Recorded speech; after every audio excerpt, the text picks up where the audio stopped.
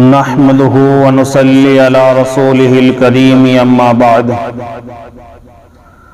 فاعوذ بالله من الشيطان الرجيم بسم الله الرحمن الرحيم يا ايها الذين آمنوا قوا انفسكم واهلكم نارا وقودها الناس والحجارة صدق الله العظيم۔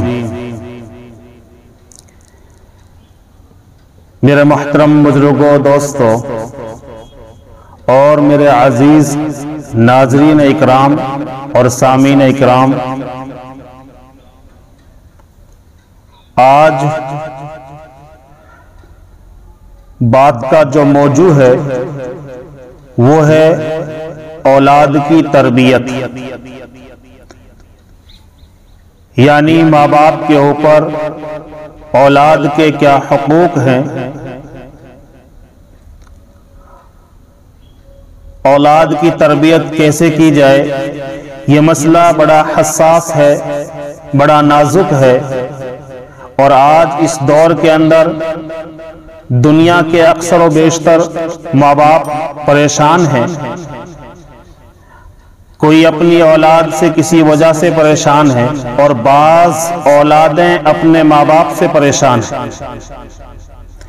ایسا نہیں ہے کہ صرف والدین پریشان ہیں، بعض بچے بھی اپنے والدین سے پریشان ہیں۔ آج اسی موضوع پر بات ہوگی، اور یہ بہت تفصیل کا موضوع ہے، لیکن انشاءاللہ العزیز ہم دھیرے دھیرے سبق در سبق اس پر بات کریں گے۔ اللہ رب العالمین نے قرآن کریم کی اس آیت میں جو میں نے خطبہ میں تلاوت فرمائی، اس میں اللہ نے فرمایا یا ایھا الذین آمنوا قوا انفسکم واہلکم نارا، اے ایمان والو بچاؤ تم اپنے آپ کو اور اپنے گھر والوں کو جہنم کی آگ سے، وقودھا الناس والحجارہ، کہ جس آگ کا ایندھن اللہ نے انسان اور پتھروں کو بنایا ہے۔ تو ماں باپ کی پہلی ذمہ داری یہ ہے کہ وہ اپنے بچوں کو جہنم سے بچانے کی فکر کرے، اس پر وہ اپنے بچوں کی بہترین تربیت کرے۔ اب بچوں کی تربیت کیا ہے؟ حضرت عمر رضی اللہ تعالیٰ ذلیل القدر صحابی ہیں، خلیفہ دوم ہیں، اسلام کو عزت بخشنے والے، اسلام کو فروغ بخشنے والے، اسلام کو پوری دنیا میں پھیلانے والے، اسلامی سرحد کو بڑھانے والے خلیفہ حضرت عمر فاروق رضی اللہ تعالیٰ عنہ سے ان کے صاحبزادے نے پوچھا کہ اولاد کا باپ پر سب سے پہلا حق کیا ہے؟ تو حضرت عمر نے اپنے بیٹے کو جواب دیا، اولاد کا باپ پر سب سے پہلا حق یہ ہے کہ وہ ان کی ماں کے انتخاب کرنے میں اچھے اخلاق والی ماں کا انتخاب کرے۔ اللہ کے رسول صلی اللہ علیہ وسلم نے فرمایا کہ نکاح آدمی 4 بنیاد پر کرتا ہے، 4 وجہ سے نکاح کرتا ہے، 4 چیزوں کی وجہ سے نکاح کرتا ہے، جن میں سب سے پہلے ہے حسب اور نسب کو دیکھ کر آدمی نکاح کرتا ہے، یعنی قبیلہ اور خاندان کو دیکھتا ہے کہ کس خاندان کی بیٹی ہے، کتنے بڑے خاندان کی بیٹی ہے، اس کو دیکھ کر نکاح کرتا ہے۔ دوسرا فرمایا کہ نکاح انسان خوبصورتی کو دیکھ کر کرتا ہے کہ کتنی خوبصورت ہے، خوبصورت کو دیکھ کر نکاح کرتا ہے۔ اور تیسری چیز ہے کہ آدمی نکاح مال کو دیکھ کر کرتا ہے کہ مجھے کتنا اس پر دہیز ملے گا اور کیا کیا چیزیں ملیں گی، اس وجہ سے نکاح کرتا ہے۔ اور چوتھا چیز اللہ کے نبی نے فرمائی کہ ایک ہے دینداری کی وجہ سے نکاح کرتا ہے۔ تو اللہ کے نبی صلی اللہ علیہ وسلم نے فرمایا تم پہلی 3 چیزوں کو چھوڑ دو اور جو لاسٹ والی چوتھی چیز اس کو پکڑ لو، یعنی تم جب نکاح کرو تو صرف دیندار کا انتخاب کرو، اگرچہ وہ دیندار جو ہے وہ کالی کیوں نہ ہو، کلوٹی کیوں نہ ہو، لیکن اگر وہ دیندار ہے تو اس دیندار کا انتخاب کرو نکاح کرنے میں۔ پہلا حق ہے یہ اولاد کا باپ کے اوپر کہ ان کی ماں کا انتخاب دیندار ماں کا انتخاب کرے ان کے لیے۔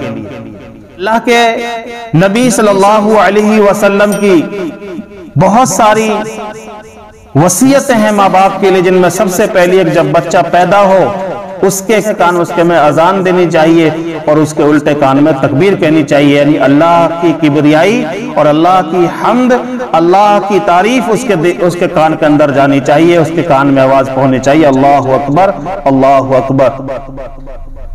فرمایا دوسری ذمہ داری ہے کہ پھر اس کا بہترین نام انتخاب کرے، جو دینی نام ہو، اسلامی نام ہو، یا دیندار لوگوں کا نام ہو، صحابہ کے نام پر نام رکھا جائے، انبیاء علیہ السلام کے نام پر نام رکھا جائے، یا پھر اللہ کے ناموں میں سے کوئی نام رکھا جائے۔ لیکن اللہ کے ناموں میں سے جب کوئی نام رکھا جائے گا تو اس کے ساتھ عبد لگانا ضروری ہے۔ تیسری چیز، جب وہ 7 دن کا ہو جائے تو اس کا عقیقہ کرنا چاہیے۔ 7 دن ہونے کے بعد اس کے 7ویں دن عقیقہ کرنا سنت ہے۔ پھر اس کے سر کے بال منڈوا کر ان کے برابر چاندی صدقہ کرنا جو ہے سنت ہے، یہ ماں باپ پر ہے۔ پھر فرمایا کہ اس کو دودھ پلانے پر، جب ماں اس کو دودھ پلائے تو اللہ کا ذکر کرتے ہوئے، قرآن کریم کی تلاوت کرتے ہوئے ان کو، ماں کو بچے کے لیے دودھ پلانا چاہیے۔ فرمایا جب بچہ بولنا شروع کرے تو سب سے پہلے اسے اللہ کا نام لینا سکھائے، اللہ کا کوئی نام لینا اس کو سکھائیں، اللہ کہنا اس کو سکھائیں، اللہ اللہ کہنا اس کو سکھائیں۔ جب ذرا اور بولنے لگ جائے تو پھر اسے سورہ اخلاص سکھائی جائے، یعنی قرآن کریم کی جو قل هو اللہ احد جو سورت ہے، اس سورت کو بچے کے لیے سکھایا جائے۔ پھر ان کے لیے، بچے کے لیے بہترین اسلامی تعلیم کا نظم کیا جائے، اسلامی تعلیم بچے کے لیے دی جائے۔ ماں باپ پر یہ ذمہ داریاں ہیں میرے محترم بزرگوں دوستو، ان ذمہ داریوں کو اگر ماں باپ پورے کریں گے تو پھر ہم امید کریں گے کہ ہمارے بچے نیک اور صالح بنیں گے۔ حضرت نجام الدین کو نجام الدین اولیاء کس نے بنایا؟ اس کی ماں نے بنایا۔ اس کی ماں کی تربیت تھی کہ نجام الدین سے نجام الدین اولیاء بن گیا، یعنی وہ ولیوں کا سردار جو بنا ہے وہ ایک ماں کی خدمت کی وجہ سے بنا ہے، ماں کی تربیت کی وجہ سے بنا ہے۔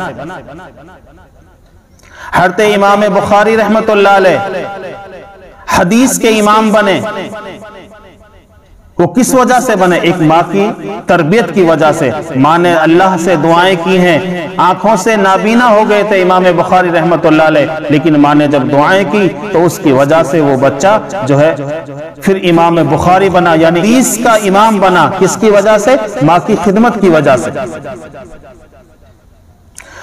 اللہ کے نبی صلی اللہ علیہ وسلم نے فرمایا کہ انسان جب مر جاتا ہے اور مرنے کے بعد میں صدقہ جاریہ، یعنی اس کے مرنے کے بعد میں جو اسے ثواب ملتا ہے، ان میں سے بھی ایک چیز ہے کہ اس کو ملتا ہے مرنے کے بعد میں جو اپنے پیچھے نیک اولاد چھوڑ کر جائے، یا علم سیکھ کر سکھا کر جائے، یا فرمایا مسجد کی تعمیر کروا کر جائے، یا نہر جاری کرا کر جائے، کوئی مسافر خانہ بنا کر جائے۔ یہ وہ عمل ہے جن کے انسان کے مرنے کے بعد بھی اس کو ثواب ملتا رہتا ہے۔ اللہ کے نبی صلی اللہ علیہ وسلم نے فرمایا، حضرت ابو ہریرہ رضی اللہ تعالیٰ عنہ حدیث کے راوی ہیں، اللہ کے نبی صلی اللہ علیہ وسلم نے فرمایا کہ ایک آدمی جنت میں ہوگا اور اچانک جنت میں اس کے درجے بلند کر دیے جائیں گے، جنت میں اس کے درجے بلند کر دیے جائیں گے۔ تو وہ آدمی اللہ سے سوال کرے گا، اے اللہ مجھے یہ مقام کس وجہ سے ملا؟ میرے اعمال تو ایسا نہیں کہ مجھے یہ مقام ملے۔ اللہ رب العالمین اس بندے سے فرمائیں گے کہ بے شک یہ تیرے اعمال کی وجہ سے نہیں ملا، بلکہ جس نیک اولاد کو تو چھوڑ کر آیا ہے، اس نیک اولاد نے آج تیرے لیے دعائے مغفرت کری ہے، ایصال و ثواب کرا ہے، جس کی وجہ سے اللہ رب العالمین نے تیرے درجات کو بلند کر دیا۔ یہ ہے اولاد، اگر ہم اس کو نیک اولاد بنائیں گے تو اللہ رب العالمین ہمارے لیے ذخیرہ آخرت بنے گی۔ اگر ہم نے اپنی اولاد کو نیک نہ بنایا تو وہی اولاد پھر ہمارے لیے وبال جان بن جائے گی۔ اللہ رب العالمین ہمیں اپنے بچوں کی بہترین تربیت کرنے کی توفیق نصیب فرمائے۔ السلام علیکم ورحمۃ اللہ وبرکاتہ۔